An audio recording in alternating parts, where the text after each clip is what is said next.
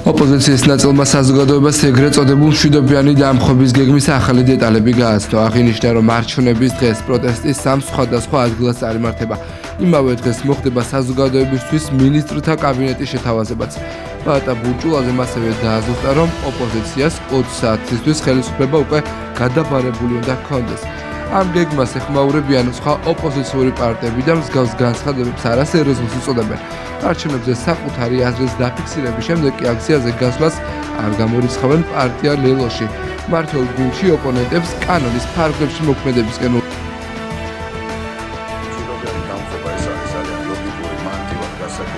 პროცესი, რომელსაც ახორციელებს ქართველი ხალხი. ჩვენ ესეთი მაგალითები გვაქვს, მაგალითად საქართველოში თუნდაც 2003 წელს გვაქვს, აგერ ახლოქვეყანაში სომხეთში, სადაც პაშინიანმა მოახერხა ეს ყველაფერი, ცოტა გაუგებარია. იგივე აი ამ ოპოზიციური პარტიების განცხადებები, ვინც მონაწილეობს ამ სპეცოპერაციაში, რომ ჯერ იქ მივალთ და მერე იქ წავალთ. ჩვენთვის ყოველთვის არის მისაღები გზა, ეს არის არჩევნები. სხვა დანარჩენი სცენარი ეს არის რადიკალიზაცია, ხელოვნურად რადიკალიზაცია პროცესის, რომელიც შედის საქართველოს ინტერესში, რა თქმა უნდა, ამ შემთხვევაში ეს მოძრაობას ყოველთვის იყენებს სასარგებლო იდეოდად, როდესაც ეს ეხება ხოლმე არჩევნებს. არჩევნები არის ერთადერთი ყველაზე სწორი პროცესი ამ შემთხვევაში. თვითონ ამხობა რაღაცა რევოლუცია თუ სხვადასხვა არასერიოზული განცხადებები ემსახურება მხოლოდ ქართული ოცნების ინტერესებს. ამ შესაბამისად ჩვენი კანონი ოპოზიცია ისევ მიუღებელ გზას ადგას დესტრუქციულ ხელისუფლებაში მოსვლა და ცდილობს, რომ ჰერცოგენები, პროფილები, მოლდოვის პროფილები და რევოლუციური ზამთრობები მოვიდეს ხელისუფლებაში. საქმე მიუღებელია ეს დაუშვებელია. ვფიქრობ, რომ უჯობესი იქნება მათ არა ამ მეთოდებით, არამედ აუჩვენებთა პირდაპირ უჯრედები შევთ მაინც გავსვლის მოსვლას. რაც შეეხება მშვიდობიან დამხობას და დამხობის მცდელობას, იგი ასე მცდელობა იქნება, პირობას ვაძლევთ, რომ მშვიდობიანად კანონი აღსრულოს. 4 ოქტომბერს იქნება არჩევნები. 4 ოქტომბერს იქნება რუსთაველზე გარკვეული ნაწილი იმ ხალხისა, ვისაც არ უნდა არჩევნები. ამით დამთავრდება ყველაფერი. არჩევნები ჩატარდება თავისი გზით, ისინი თავის მიზნით ჩაატარებენ თავისი გზით. დაარღვევენ კანონს, კანონი შესაბამის პასუხს გასცემს. ამით დამთავრდება ყველაფერი. აი ეს რაღაც აბსურდული ჟანრის შემოქმედებაში გადის და მოვითხოვთ, რომ გადმოგვაბაროთ ხელისუფლება მშვიდობიანად, წარწერით დაგამხეთ, არ ვიცი ეს რომელი ჟანრის წერია. ბათუმში ორბი ჯგუფის ახალი მასშტაბური სასტუმრო კომპლექსის ორბი Connection მშენებლობა დაიწყო. პროექტი ხორციელდება ბულვარში, ზღვის სანაპიროზე, ზღვიდან 50 მეტრში. ის შედგება ორი სხვადასხვა სიმაღლის სათამბჯენისგან, 55 და 37 სართულიანი შენობებისგან, რომლებიც მრავალფუნქციური პლატფორმით არიან დაკავებული. პროექტის საინიციატივო ღირებულება $300 მილიონ აღდგას. ღონისძიების პრეზენტაციას პრემიერ-მინისტრიც დაესწრო. საფუძველი ეყრება ძალიან მნიშვნელოვან პროექტს. მე დაგეთანხმებით, რომ ეს პროექტი ნამდვილად იქცევა ბათუმის ახალ სავიზიტო ბარათა, ძალიან შთამბეჭდავია, ეფექტურია პროექტი, რომელიც თქვენ წარმოადგენთ, რომელიც ითვალისწინებს ორი სათამბჯენის მშენებლობას, რაშიც $300 მილიონი ძალიან დიდი მასშტაბის ინვესტიცია ჩაიდება. რა თქმა უნდა, ეს პროექტი ადასტურებს კერძო სექტორის ნდობას სახელმწიფოს მიმართ, ეკონომიკის განვითარების მიმართ და ბათუმის განვითარების მიმართ და ამ კუთხითაც ძალიან მნიშვნელოვანია, რა თქმა უნდა, თქვენი ეს ინიციატივა. ასევე მნიშვნელოვანია ამ პროექტის სოციალური განზომილება, როგორც ჩვენ გითხრეს, 1500 ადამიანი იქნება დასაქმებული ამ პროექტში. ჩვენი სახელმწიფო პოლიტიკის ერთ-ერთი მნიშვნელოვანი მიმართულება გახლავთ ტურისტული ინფრასტრუქტურის განვითარება, ინვესტიციები. ხელშეწყობა ორბი ჯგუფის ახალი ეს პროექტი არის ამისი ნათელი მაგალითი. ეს პროექტი არამხოლოდ თანამედროვე სტანდარტებს აკმაყოფილებს, არამედ ემსახურება რეგიონის ტურისტული პოტენციალის გაზრდას, ეკონომიკის განვითარებას, ახალი სამუშაო ადგილების შექმნას. ჩვენი ქვეყნის ეკონომიკა ერთ-ერთი გამორჩეულად მზარდია საერთაშორისო ქვეყნების ფონზე. გასული წელი იყო განსაკუთრებით მაღალი მიღწევების მქონე. ჩვენი მთავრობის უმთავრესი მიზანი და ამოცანაა სწორი აქცენტების დასმით მართებული ეკონომიკური პოლიტიკით, სწორი და სამართლიან განვითარებაზე მორგებული რეგულაციებით უზრუნველყოთ თანაბარი, მდგრადი და მომავალზე ორიენტირებული განვითარება. დეველოპმენტი მეორეს მხრივ ვერ იქნება მხოლოდ ინვესტორის ინტერესზე აგებული, მას შეხება აქვს საცხოვრებელ გარემოსთან, არქიტექტურასთან, იერსახესთან, რესურსების ათვისებასთან და შესაბამისად ის ჩვენ ყველას არსებულ და მათ შორის მომავალ თაობების ინტერესსაც ეხება. ჩვენ შეგვიძლია თამამად გამოვაცხადოთ ასეთი პროექტები, დავიწყოთ ძალიან ბევრ პროექტს ჩავუყაროთ საფუძველი და ვიფიქროთ არა იმაზე, თუ როგორ უნდა დავიცვათ თავი, არამედ იმაზე, როგორ უნდა განვითარდეთ. თამამად უნდა ითქვას, რომ სახელმწიფოსა და ბიზნესის კოლაბორაცია, რომელიც დაფუძნებული არის ბიზნესის ინტერესის სარდლ და სწრაფი ეკონომიკის მოდაზე, ნამდვილად იღებს შედეგებს და დღევანდელი დღე ნამდვილად ამის მაგალითია. ეუთოუდილის უარსფით მმართველობის არჩევნებზე დასწრებასთან დაკავშირებით და სადამკვირვებლო მისიის გაგზავნას ჩეხეთში მმართველ გუნდში ორმაგ სტანდარტად აფასებენ. მათი მტკიცებით მიწვევის გაგზავნა დაახლოებით ერთ პერიოდში მოხდა. ოპოზიციის ნაწილი კი საქართველოსა და ჩეხეთის განსხვავებულ მდგომარეობაზე მიუთითებს და ამბობს, რომ ამ ქვეყანაში მისიის გასაგზავნად მომზადებას განსხვავებული დრო სჭირდება. შეგახსენებთ, რომ თბილისიდან ეუთოუდილს მოწვევა 6 ოქტომბერს გაეგზავნა, რაზეც უარი მიიღო. ჯერა ეუთოუდილის მიერ გამოქვეყნებული შესაძლო მიზეზების, რაც მათ აქვს დასახელებული და ამაში ის შეტანის საფუძველი არავის არ აქვს. როდესაც ევროკავშირის წევრ სახელმწიფოზე გვაქვს საუბარი და როდესაც გვაქვს სახელმწიფოზე საქართველოს სახით საუბარი, სადაც ხელისუფლება მიტაცებული აქვს ერთ ოლიგარქს და არჩევნებს მხოლოდ და მხოლოდ ფორმალურად უწოდებს და სინამდვილეში რუსულ სპეცოპერაციას ატარებს, არსებითად განსხვავდება ეს ორი მაგალითი ერთმანეთისგან. ეუთოუდილი წყვეტს თვითონ საკუთარი შესაძლებლობიდან გამომდინარე უღირს თუ არ უღირს მას იმ ქვეყანაში წავსვა, რომელ ქვეყანაშიც ეპატიჟებდა. ჩეხეთსა და საქართველოს შორის დემოკრატიის ხარისხით, სამართალდამცავი უწყებების მუშაობის ხარისხით, სასამართლო ხელისუფლების მუშაობის ხარისხით არის ძალიან დიდი განსხვავებები. ქართულმა ოცნებამ ძალიან კარგად იცოდა ერთი თვით ადრე, როდესაც ეპატიჟებდა ეუთოუდილს, რომ ეუთოუდილი ვერ შეძლებდა ესეთი მცირე დროში ამ მისიაში ჩავმა. სპეციალურად დაიგვიანეს მიმართვა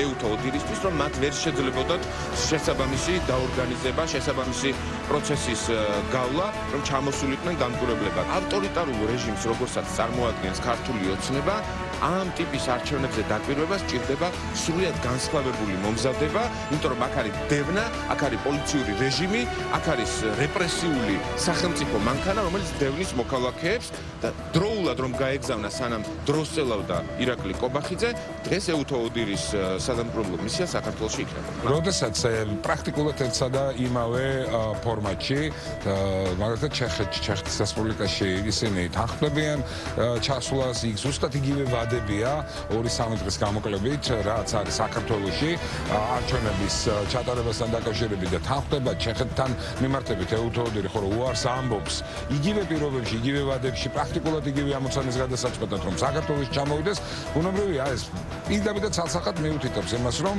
აქ ორმაგი სტანდარტი არის გამოკვეთილი სიმართლის თემაზე პრაქტიკულად თქვეს უარი და გაექცნენ იმ მოცემულობას, რასაც ქვია არჩევნებზე დაკვირვება, იმიტომ რომ გამსაკუთრება გამოცდილება ასე უკარნახა. ეს არის ის სივრცე, სადაც ჩვენ პინათელი ვართ და ამიტომ არავის ურჩევთ ამ სფეროში შემოყოლას და ამ რაღაც სხვადასხვა ტიპის არგუმენტებით მსჯელობას.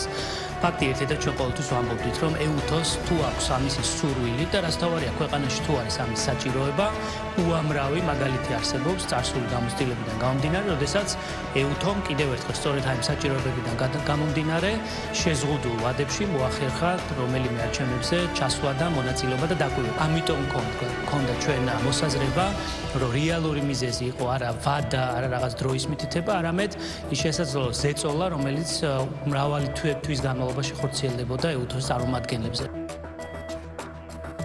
ასაფეთქებელი ნივთიერების ჰექსოგენის საქართველოში შემოტანის სკანდალური საქმეები ჩართული უკრაინის მაღალჩინოსნები და კვალი ოპოზიციასთან. ნაცნობი სცენარი არჩევნებამდე. ჰექსოგენამდე იყო იმავე ხელწერით დაგეგმილი მოქმედებები. არჩევნების წინ მიხეილ სააკაშვილის შემოპარვა 2020 წელს და გივი თარგამაძის საფეთქების მცდელობა 2016 წელს.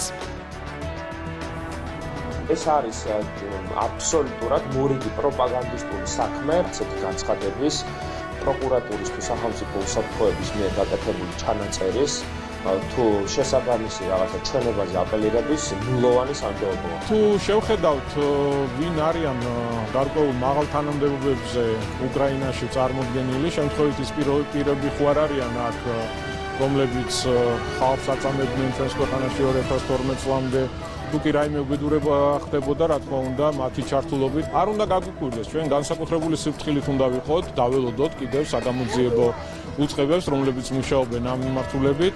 ძალიან მნიშვნელოვანი იყო პრევენციული ღონისძიების განხორციელება და მადლობა შესაბამის უწყებას. აშკარად არის ძალიან დიდი ინტერესი იმისა, რომ ქვეყანაში იყოს სერიოზული დაპირისპირება.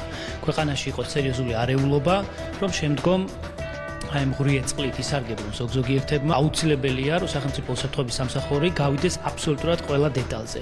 საიდან იყო ეს შეკვეთა, ვინ ვის უნდა განეხორციელებინა ეს სიცხლისღვრა, რათა საზოგადოებამ იცოდეს ძალიან კარგად ის სახელი გვარები და ის ჯგუფები, რომლებიც დგანან მსგავსი ტიპის დაპირისპირების და შფოთის ინტერესების უკან. მთავარი მიზანი არის რომ საქართველოს ჩაითრიონ რუსეთთან სამხედრო ავანტურაში და გაიხსნას აქ მეორე ფრონტი.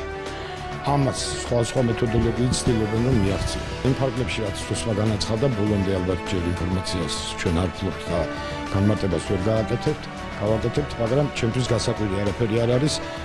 მათი ოფიციალური პირები ხმამაღლა აცხადებდნენ იმ დიდ სურვილს, რომ საქართველო ამ ომში ჩართულიყო. გორბის კვლევის შედეგები მართლ გუნდს კიდევ ერთხელ არწმუნებს იმაში, რომ ოპოზიცია მძიმე მდგომარეობაშია. ქართულ ოცნებას და კახა ყალაძეს კი თვითმმართველობის არჩევნებზე კონკურენტი პრაქტიკულად არ ყავთ.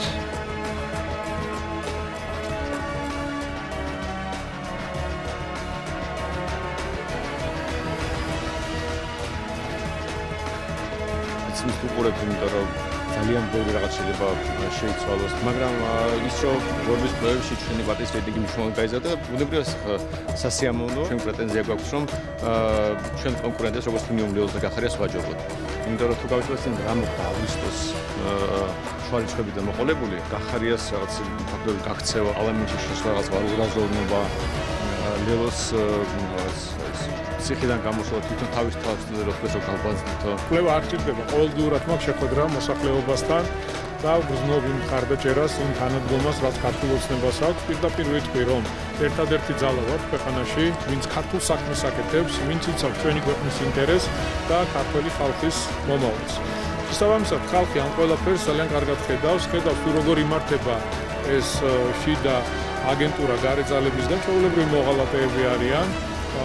მზად არიან ყველაფერზე წავიდნენ ქვეყნის წინააღმდეგ, ხალხის წინააღმდეგ, ქვეყნის ინტერესების წინააღმდეგ, ასეთ პოლიტიკურ ძალებს, ან პოლიტიკოსებს, რა თქმა უნდა, მომავალი არ და ვერ ექნება ამ ქვეყანაში. ხალხი ხედავს, რომ ერთადერთი ძალა ვართ რეალურად, მიუხედავად იმ შემოტევებისა, ზესოლებისა, შეურაცხყოფებისა, ცილისწამებისა, უსამართლო დამოკიდებულებისა, ვინც ინარჩუნებს ქვეყანაში მშვიდობას და ახდენს ეკონომიკურ განვითარებას. ყველა ისედაც ხედავს, რომ ოპოზიცია არის უმძიმეს მდგომარეობაში, საზოგადოების განწყობა მათ მიმართ არის უმძიმესი.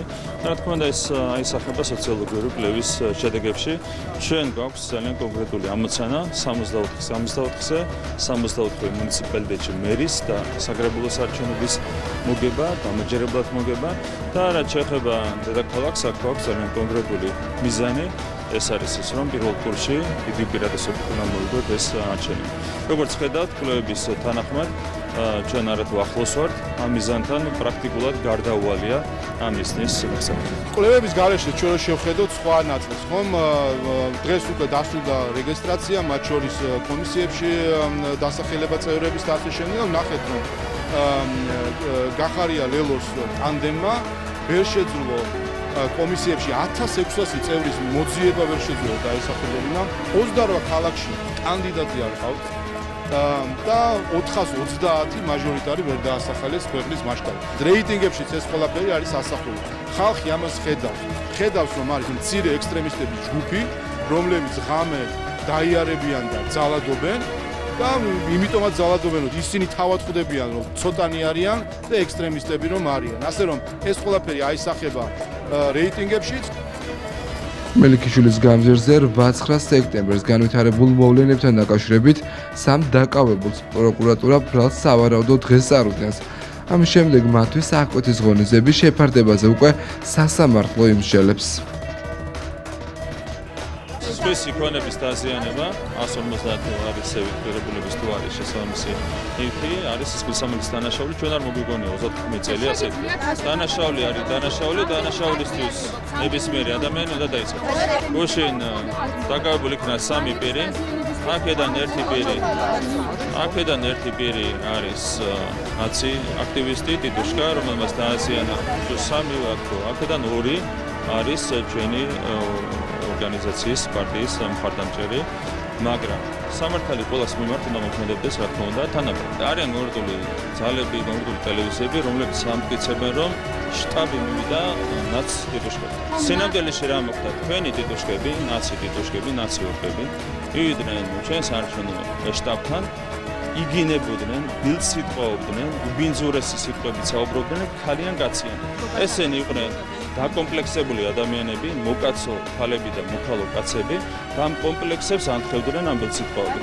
ნებისმიერი ქალის მიმართ ძალადობა, თუნდაც მას არ ქონდეს ქალის სახე, თუნდაც ის ბილსიტყვაობდეს, ნებისმიერი ქალის მიმართ ძალადობა არის დასაგმები ეს ერთი და მეორე, აი ამაზე მინდა გიპასუხოთ, გუშინ დაკავებული იქნა შესაბამისი პირი, რომელმაც ქალზე იძალადა. ერთი შემთხვევა იყო, როდესაც ქალზე იყო ფიზიკური შეხება და ეს ადამიანი არის დაკავებული. ამიტომ არა მარტო გმობთ, არამედ ზომებსაც იღებს ხელისუფლება. პროვოკაციებს აქვს ერთი მარტივი მიზეზი, რამენაირად დაბრკოლებები შეუქმნან ქვეყნის განვითარებას, ვერ აღერსებიან ამას.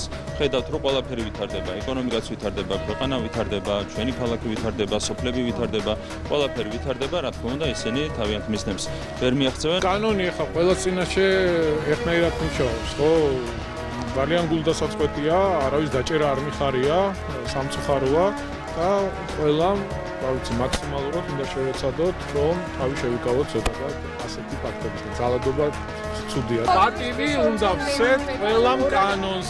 არ არის საჭირო მივარდნები, შტაბი ხო არ მივარდნილა კაცო იმ ადამიანთან, შტაბს თვითონ ხო არ დაუზიანებია ეს ყველაფერი, ხო?